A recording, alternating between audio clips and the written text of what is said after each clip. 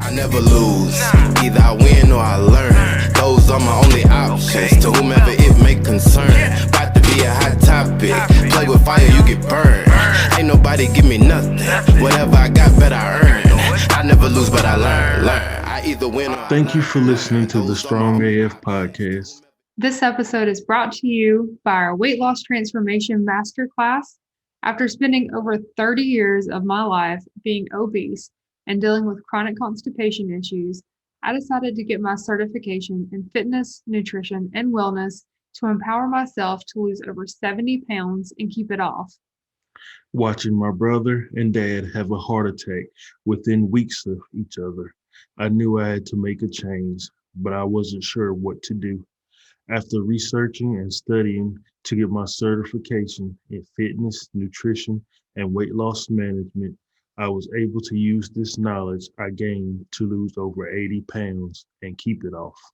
Now we're passionate about helping others to avoid the same mistakes that we made and changing the world through holistic health and wellness. So our approach is focused on mindset because overall health, including our mental health, means everything to us.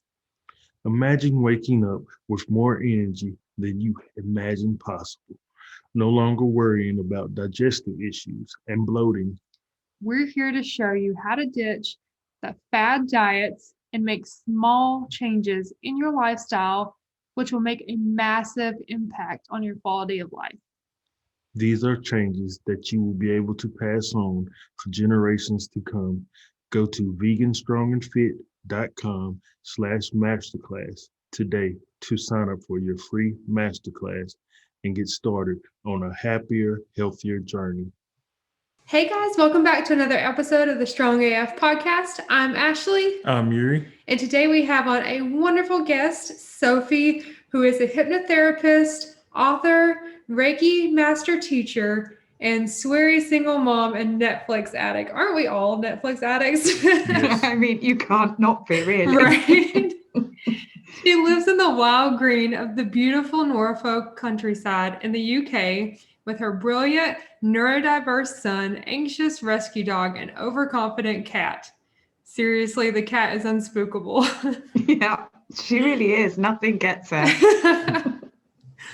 She's part meditation, crystals, and gong baths, and part chocolate, trash TV, and pajama days. Oh, God, absolutely.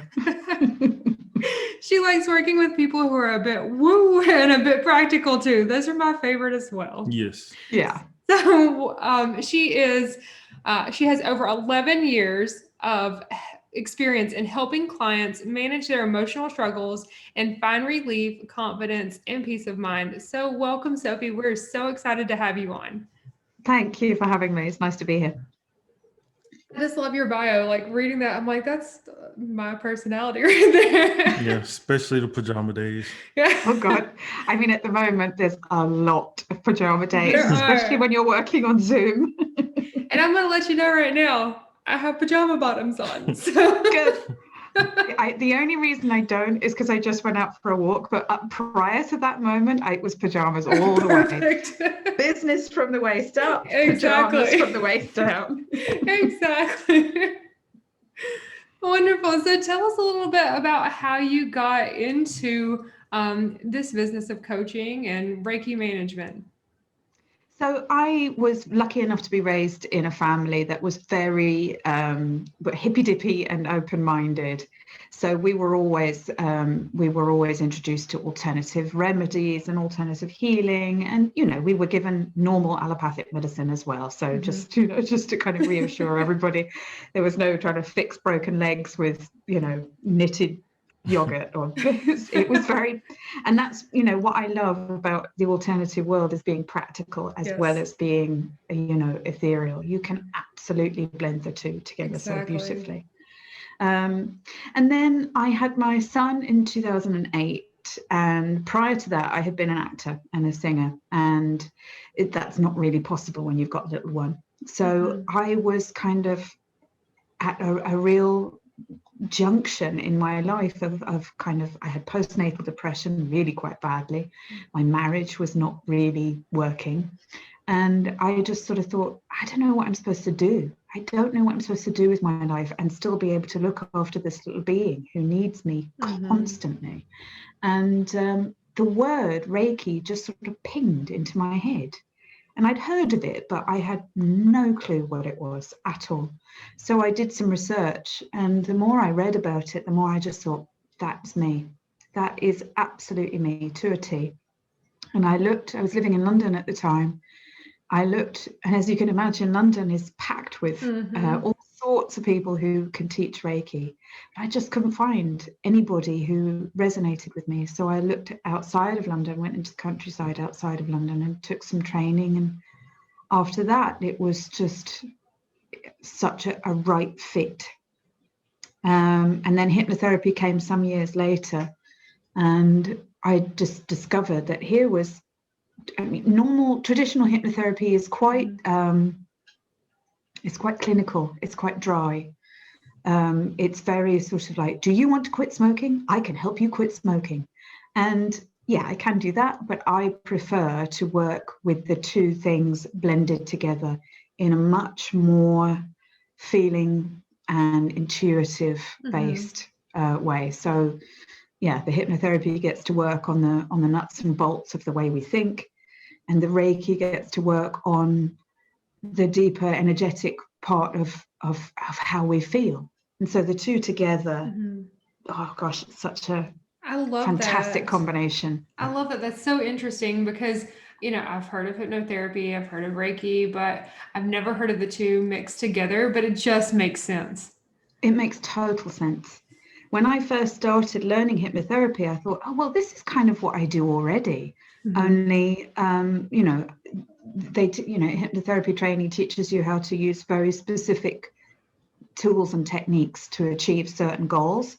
But I was already, talking my clients into a kind of a guided, relaxed state, giving them kind of guided meditations and visualizations. I love to work with getting people to imagine, kind of visualize what their problem is in a very sort of abstract way. So I might get people to, imagine that you're a tree and you're drawing in energy up from the earth and drawing in sunlight from the sky and all of that kind of more weird hippy-dippy sort of stuff. And so hypnotherapy is just that, but more. It's just Reiki, but more. So, yeah. That's amazing. And I love that you grew up in a family where they were just so open-minded. So yeah. My family, I live in the southern east of the U.S., so more of the conservative area. My family is extremely conservative. Wow, okay. So for me, I didn't really get any of those experiences outside of that until I went off to college, right? Yeah. So like completely different for me. And then that's when I kind of started to find my own, and really only in the past few years have become more open-minded in these areas, because it is something that's very difficult. Like once it's been sewn into you, absolutely, to open your mind without judgment, right? And to totally be able to understand and take that in. And that's something that I'm working on myself every day, to listen and understand without judgment. And by doing that, I mean, I would have never become vegan. I would have never tried to be more of a holistic health management if I had not done that. And so like, it's completely changed my life. So I love the fact that this is outside of your norm Western medicine, just shoving drugs on us essentially. Now, again, we're just like you, right? So we focus on the holistic health. We focus, nutrition is huge in the way that your body functions, but completely. At the same time, there are things where, listen, my son has asthma. I'm going to keep albuterol just in case he has an asthma attack. Exactly. No, I'm proactive, and we're feeding him a healthy nutritional diet. And that's the proactive version to try to keep him from getting sick, which has done amazing. He hasn't had one in over a year. Wow, that's However, I'm amazing. going to keep that because, again, I'm not stupid enough. I'm not going to discard that because it's his life on the line, so it's very much a balance of the two. So I love that you also focus on that. I do. I really love the balance. In fact, I was just talking about this with a client this morning when I was saying, a lot of my life I lived in it's either this or it's that. It's black or it's white. Really black and white thinking, just like you either do this or you do this, all or nothing. And actually, as I've got older, I just like to live in the grey area. I much prefer, or the multicolored area, because grey is a bit boring. But just the kind of, the compassionate way of looking at things, the balanced way of looking at things. Just because I'm into alternative medicines, it doesn't mean that I don't, pop a Tylenol if I've got a headache. Or, of course I look for alternative methods first, or I certainly look for what is the deeper cause of my pain, my emotional or my physical pain. So, I take, if I have to take medicine, I take it responsibly, thinking, what is this message in my body trying to tell me? How can I address this on a deeper level? So, I have a lot of clients, for example, who take antidepressants. And I myself, I used to take antidepressants. I've had a couple of periods in my life where I've needed to take antidepressants just to get me through that phase of my life. But I wouldn't want to exist for the rest of my life using those. And I know that there might be people listening to this who will say, well, my doctor has said to me that I will always need to be on medication. And for a very, very small minority of people, that's going to be true. But for far fewer, I think, than have been told it. Yes. That's my opinion, my non-medical opinion. Yes. And I find that... Oh, sorry. Go ahead. No, I was just going to say that I find that working with people on their deeper stuff, on their pain, their anxiety, their anger, their trauma, their stress, reduces the need for medication massively. Exactly. And I think one of the flaws is not necessarily that the medical providers intentionally push towards the medication, but I don't think that there's enough education on the mindset wellness, the mental wellness, the nutritional values that just making a change in our lifestyle can have. Yeah. They don't have that education really to back them up and help their patients to get to the root of the problem.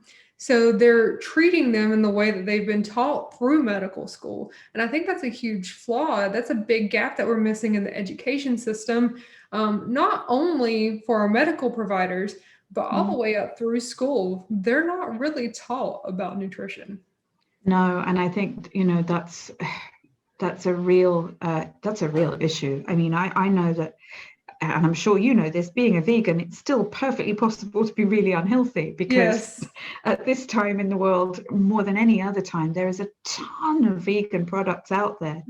But there's good stuff and there's like chemical processed stuff. And you could live on chips and candy bars and still be a vegan, but be incredibly unhealthy. So I know I've been a vegetarian all my life, and I've gone through phases of my life where I've really been unhealthy, and I've been heavily into junk food and all that sort of crap. And I know that when I have really addressed my diet and in a much more balanced way, so I still allow myself nonsense to eat, of course, but basically I keep myself, relatively well fed and balanced, that all of my niggling symptoms, for example, of perimenopause, which is what I'm experiencing at the moment, they just go. They just go. Hot flushes, gone. Sleep issues, done. And it's extraordinary how just something like that will make such a difference. Yeah. And do you notice too, when you focus in that area, how it affects your mental well-being? Because I've noticed so much more clarity, and I get angry less often, less anxiety. I've always had issues with anxiety since I was a kid. Less anxiety, all these different mental states that I've always had issues with. And I've just noticed a lot more clarity in those. And it's many times from the chemicals too that are in our foods that we're eating. Yeah. I run an online course. I provide an online course helping people to sleep better. That's just sort of one of the little things that I help people do. One of the fabulous offshoots of the work that I do is that people sleep better. And one of the modules is all about hidden stimulants in your diet. So, you know, sugar in it is in, I mean, just ridiculous amounts of stuff that it doesn't need to be in. Yes. Sugar and caffeine, and you know, most people will say to me, "Oh, I don't really have anything." You know, you go, "Okay, I bet you do though." Right. You start listing down the kind of things that they eat and drink during the day, and then at the end of the day, they've eaten and drunk caffeine and sugar and additives and all of this kind of stuff, and they've consumed news media, and they've been on their screens up until you know, the last thing at night, and then they can't sleep. And that's before you add in all of the other things like stress and worry and all of that stuff that's keeping them awake. So you think you've got to give yourself a chance here. Mm-hmm. It definitely is a multi-level approach you have to take. Yeah. I was definitely one of those ones who would constantly drink all these soft drinks and be on my phone and then wonder why I'm laying there 1 to 2 hours and still haven't fallen asleep. So I can definitely testify that is definitely real with the nutrition and stress and everything else. Yeah, I mean, same. I never tell people, "Oh, you should be doing this." I've done it all my life, because I'm just as flawed as all the people that I help, and that's, I think, really important for them to know as well. Yes. That that I can relate to all of that, because I've done it all. I stay up at night and sit on my phone and then go, do, still awake. Yeah. Exactly. That's the thing, is like, none of us are perfect. And I feel like for you and us, like, it's so much more relatable to the clients, because we've been in those situations that, you know, that we're working with our clients on. And like, even today, like, I could be at my mom's house, and if I eat an Oreo or something like that, my stepdad, he's like, "I'm going to go on Facebook and tell the people that your clients that you're eating Oreos." And I was like, "So what? Do it." They know that we're not perfect. It's okay. It's all about balance, and that is fine. Totally. And I think also we've got to get away from this idea that has been perpetuated, I think, fueled a lot by social media, from this idea that everybody is living these perfect lives.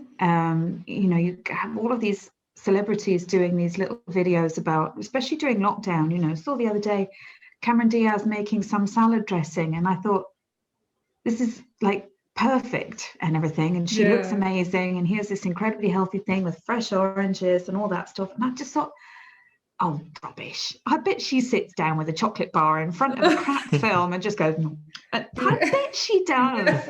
And if she showed us that, I'd be like, thank you. That is so much more real. Right.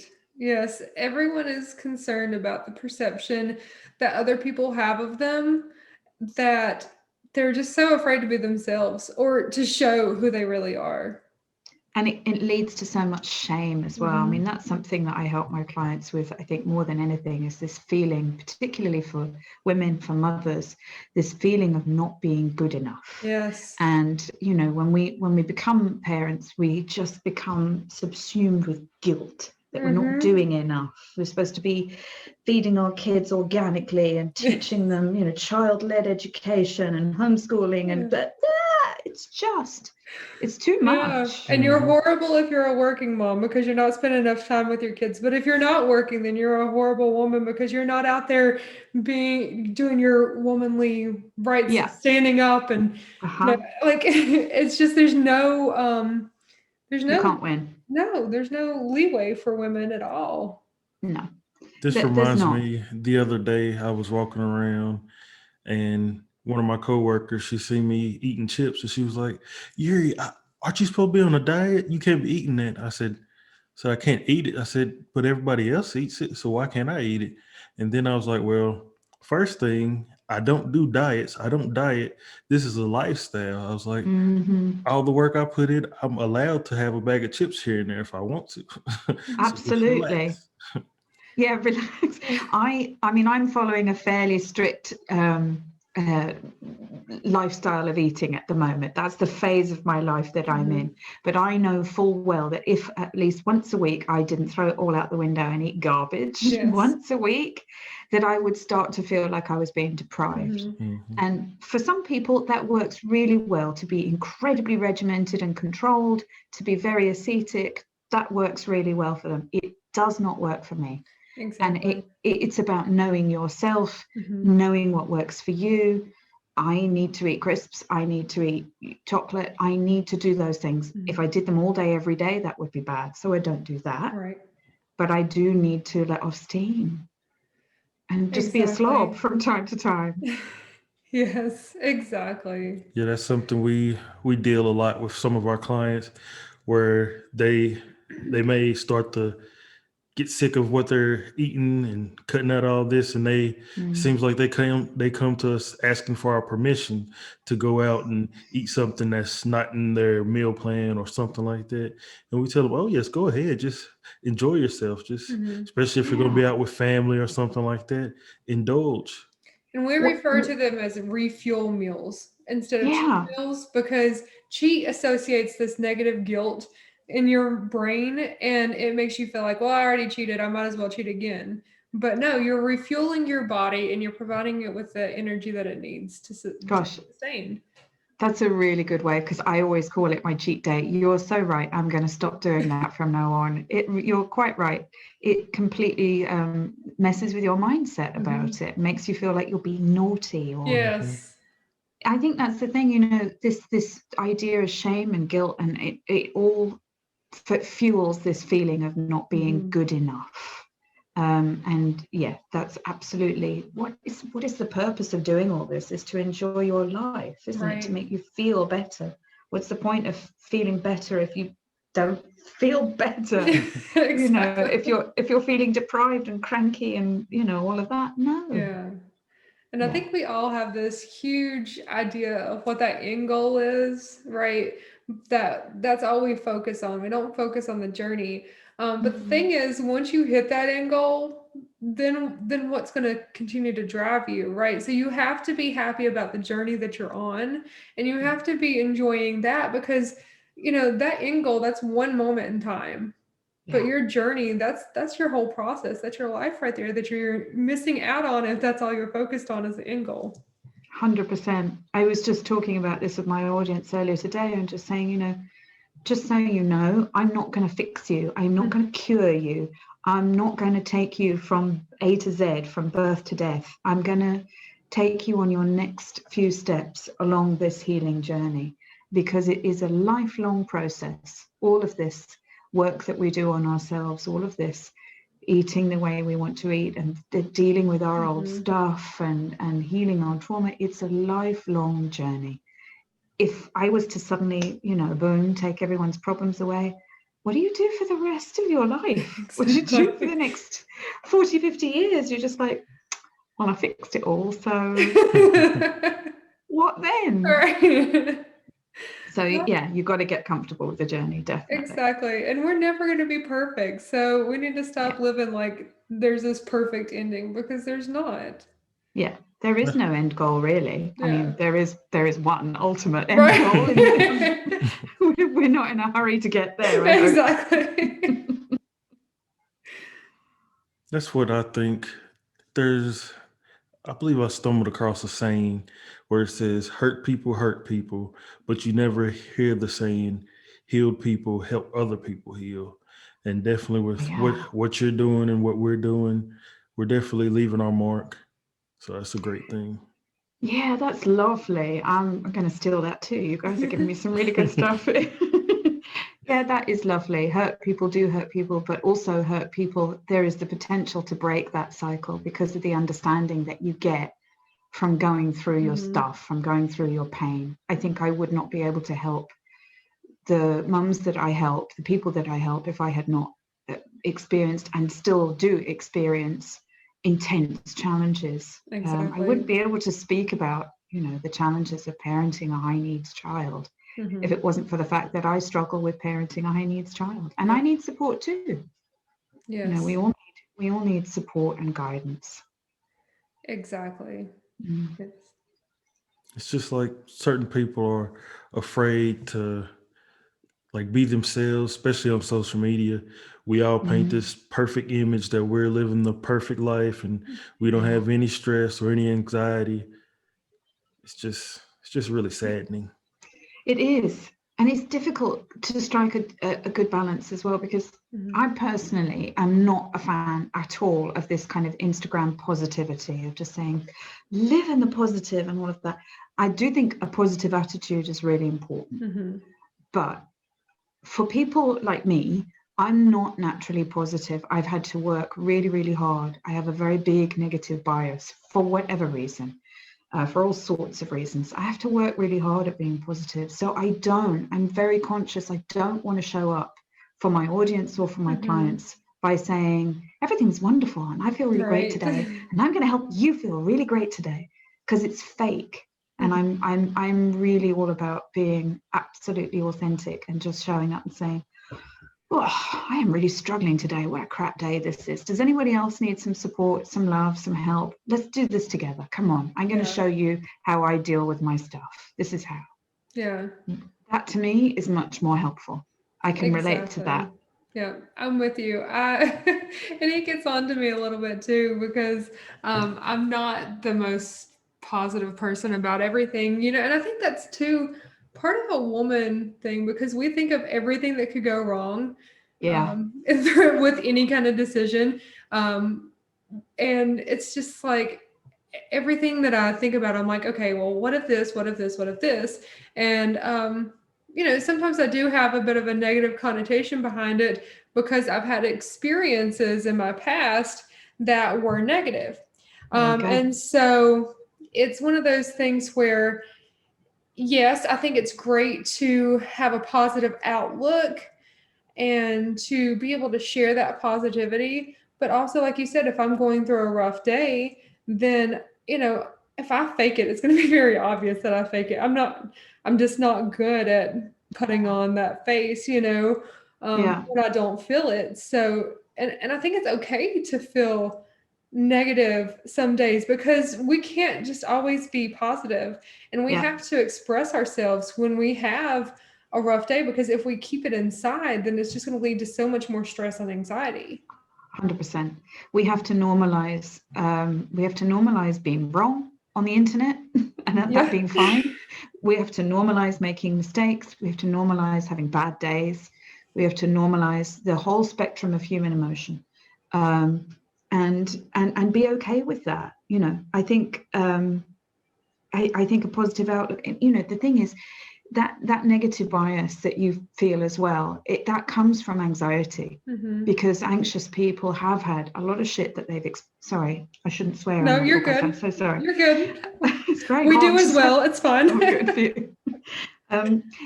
Anxious people have experienced a lot of stuff in their lives that they carry with them, and it's hard to just kind of go, well, yeah, I was beaten as a kid, but I'm sure it'll all be fine, right? We carry that stuff, and as cavemen, we know that the negatives, we have to look out for. Is there a predator coming? Is there a storm coming? Is my cave gonna cave in? I don't know.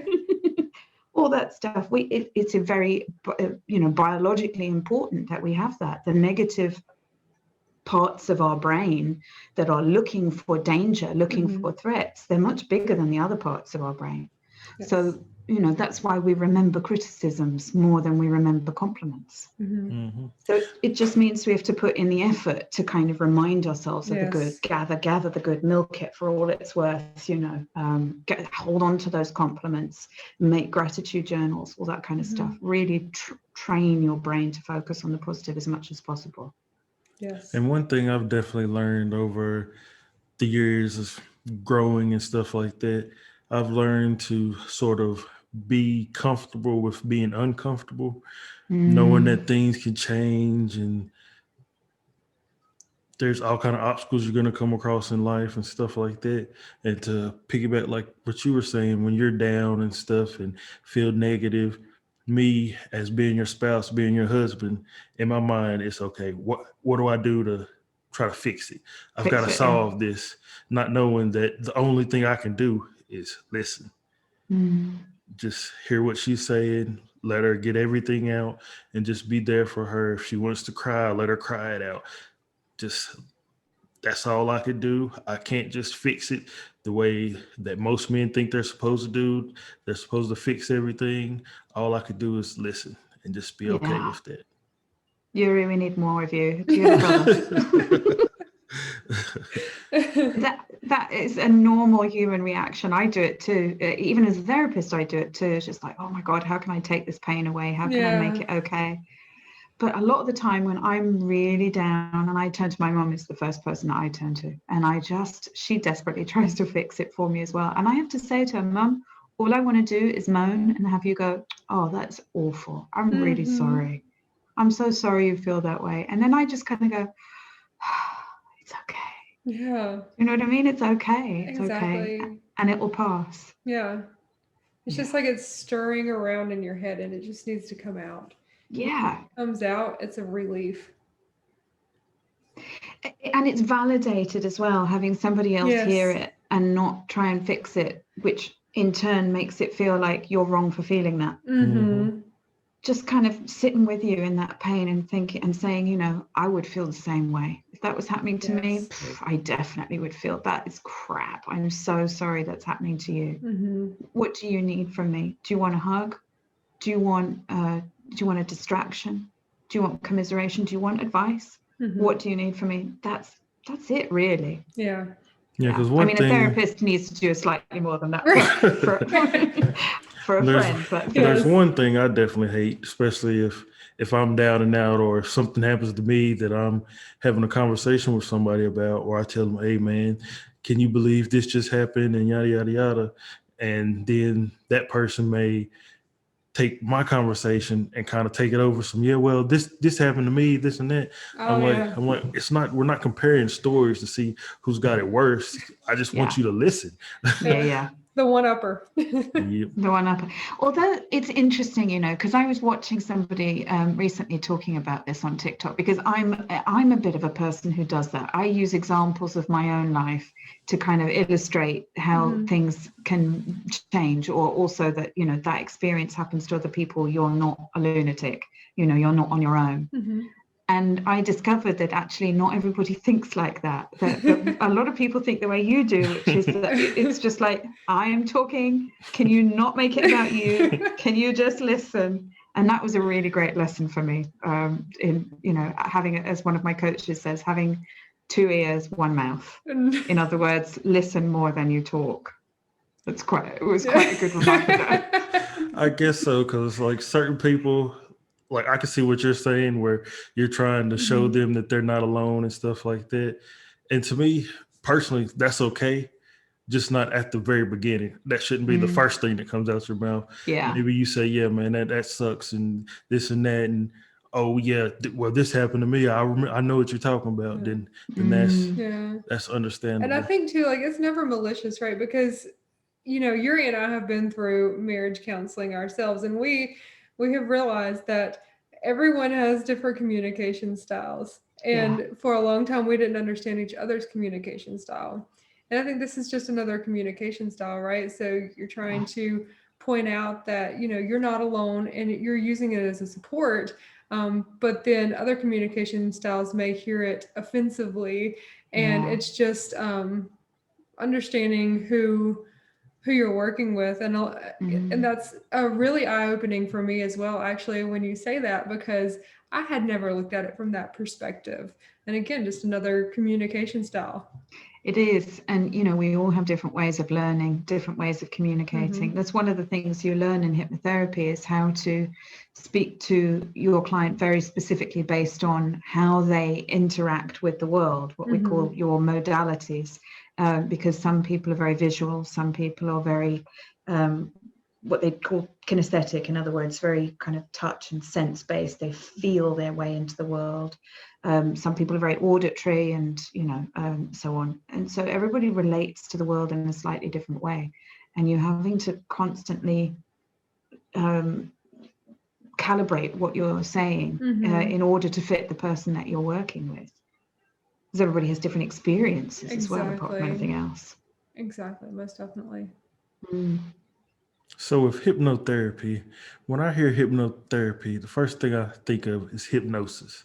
Yeah. And I know in like television and stuff like that, the way that comes across is like, man, that's not real. That can't be. You can't just count the 10 backwards, and by the time you get to 1, you're barking like a dog or something like that. That's most people's first impression of hypnotherapy. So you are definitely not alone in that. And no, you're quite right. It's not real. It's completely fake. That's stage hypnosis, which is a different skill. It uses some similar skills to hypnotherapy, and hypnotherapy does use hypnosis, but hypnosis is not what most people think of it. It's not like, Car from the Jungle Book going, it's not that at all. It's much more like a guided meditation. So if you think, in fact, I think I might, look, I've got a little useful diagram here. Isn't that good? What a good guest I am. So we've got this here. This is like an iceberg, okay? So up here, at the tip of the iceberg, you've got your conscious mind. I don't know if that's back to front for you guys, but... No, that's perfect. Is that great? So you've got your conscious mind, and that's what we're using right now to talk to one another. And that is really just the tip of the iceberg. Underneath that, your subconscious mind is where you've got your dreams, your memories, your creative thoughts, your daydreams, your problem solving, all of your thoughts and feelings. That's the much greater part of your mind. So when we take someone into hypnosis and hypnotherapy, what we do is just let them take their conscious mind, just let it have a break.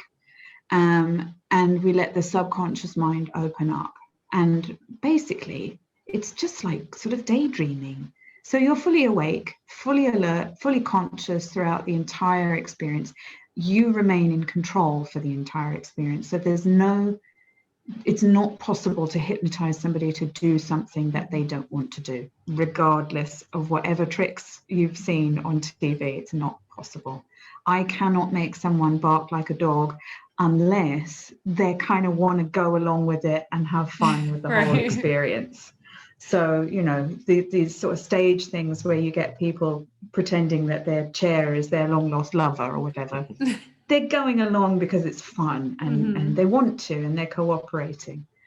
But in hypnotherapy, people cooperate because the suggestions that are being given to them are for their highest good and in line with the goals that they really want to achieve. And in fact, we all go into light states of hypnosis several times a day. So I don't know if you've ever had the experience where you're driving to work, for example, you're driving somewhere that you've been to many, many times, and you might arrive there in the car and just go, oh my God, I don't remember driving here at all. How did we? I do this all the time. Well, that's actually a light state of hypnosis. Your conscious mind has nothing to do on that drive because you know the journey so well. So you don't consciously have to say, I've got to turn left, I've got to turn right, and then that street there. So your conscious mind just goes, I'm just going to go into snooze mode. And at that moment, your subconscious mind just opens up like a flower, and you'll be thinking, what did I have for dinner last night? Oh my God, that conversation I had with my aunt last week. And I wonder if I should get those things that were on sale. And I haven't spoken to Ken for 3 weeks. And all of this stuff just kind of churning around. And then suddenly you're there. And that is a light state of hypnosis. So at any time we can dip into lighter or deeper states of hypnosis. And in hypnotherapy, you just get really, really comfortable. Your conscious mind just goes on snooze mode, and you just relax very, very deeply. And in that relaxed state, the subconscious mind, which has one job, which is to keep us safe and happy and protected, it just goes, right, tell me things, let me learn, let me sponge up all of this new information that's going to help me. So yeah, I've never even thought about it that way, but now that you're talking about, like, I'm over here grinning because I'm thinking about how often I do this and how often I slip into that subconscious. Because I'll just randomly blurt something out, and he's like, "Where did that come from?" And I'm like, "Oh, well, I was thinking about this, which led me to think about this, which made me think about this, and that made me think about that, and that's how I thought about this." Like, You may find as well, particularly when you're married or you're very, very close to somebody, that you'll be going on that little subconscious journey. And sometimes, my mum does this to me all the time. I'll be thinking about something completely random and then she'll say it. And you're like, whoa, how did you do that? And they just pick up on your subconscious brain waves. You're broadcasting, you're always broadcasting on some level or another, and somebody else who you're really close to might pick it up. That's amazing. It's what psychokinetic. Yeah, totally. Just you have that connection. You get old married couples. This is so sweet. I once did a Reiki session with a couple. So I'd been working with both of them individually, but on this one particular session, I did a couple session with them. It's not something I normally do. And they were in their, they must have been in their late 50s, early 60s, I think. So been married a long time because they got married quite young as well. And it was so sweet because I could tell the exact moment that they both went from fully conscious to slightly subconscious to just because it was just pure Reiki at that point. They fell completely asleep and their breathing was in rhythm, and they both started to very lightly snore at exactly the same time. Wow. And it was really lovely just to see how connected they were. And I told them when they woke up, and because obviously we've got no conscious control over any of that. It all happens in that subconscious space. It's really lovely. That's amazing. I do have one question here. So for someone who's been through a lot of trauma in their past, and maybe they're scared to dip into that subconscious because they don't necessarily want to recall everything, or they know that there's going to be a lot to go through. How do you help someone through that? It's a really common fear. Really common, and I think that's the thing that stops a lot of severely anxious people from even approaching it, because it feels like if you even open the door a little tiny bit, there would be this tsunami of feelings that would overwhelm you.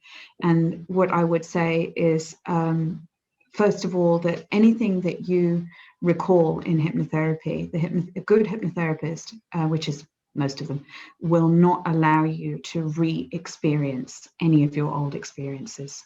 You review it. You don't re-experience it. And in actual fact, it's not necessary to kind of pick apart every single aspect of all of those old traumatic experiences. Sometimes you don't even have to talk about it at all if you don't want to. That's where the Reiki part comes in, because I can help people let go of some of that traumatic stuff without them even telling me what it is if they don't want to. But what we do is, with the hypnotherapy, is we get people to review those experiences as if from a distance. So as if, you could imagine it was sort of, you're on a motorway journey, freeway journey, and it just kind of passes you by in the car. Well, there it is. And that's it. Yeah. And the person who is in the therapy chair remains in control 100% of the time. So at any point, they get to choose how deep they go into hypnosis. I can't control that. It's entirely up to them. They get to choose how much they want to open up to the experience of healing. That's absolutely up to them and under their control. So it's such a beautiful collaborative process. And it's always, sometimes it's emotional, not going to lie, it can be quite emotional, but it's never traumatic, ever. It should never be revisiting those traumatic experiences and re-feeling and re-experiencing that trauma. Not at all. And it's always an experience that leaves the client. I never, ever had a client at the end of a full session where they've gone through the whole experience go, oh God, I don't know what to do now. I'm in such a state. That's never happened. And it should never happen either, because that would be completely counter to the purpose of the experience. the purpose of the experience is to allow some portion of that feeling, a safe amount of that feeling, to come up in order to be released and let go of, so that you at the end you can kind of go, oh gosh, I've put something down. I'm not carrying that anymore. Yeah, that huge sigh of relief. Yeah, that's totally amazing. So how can our listeners work with you? The best thing to do is to visit my website. There are lots of book now buttons on my website, which is sophieshaw.co.uk. I work with clients all over the world on Zoom. So I work with people in the UK primarily, but also in America and Australia. And the time zone is we can usually work something that suits us both. And I work over Zoom, and it works beautifully because people are so relaxed in their own homes. You know, they can turn up in their pajamas if they want to. So it's great, you know. Wonderful. Yeah, that would be the best thing to do. Great. And you also have a free guided meditation, right?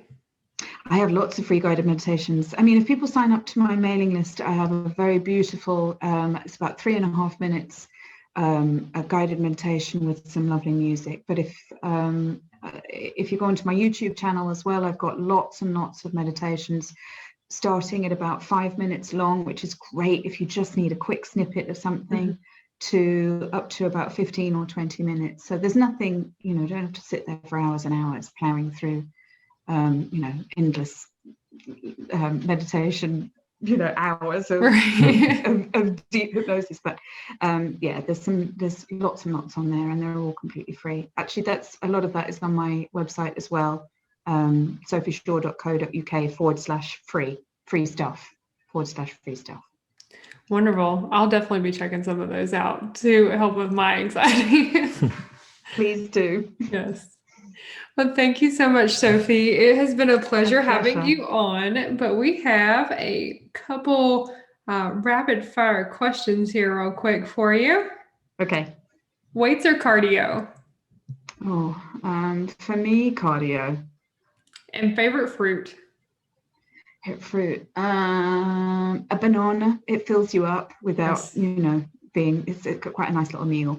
We have to buy 3 bunches of bananas every time we go to grocery store shopping. Yeah. Favorite vegetable? A potato. I know it's not a great one, but it's so versatile.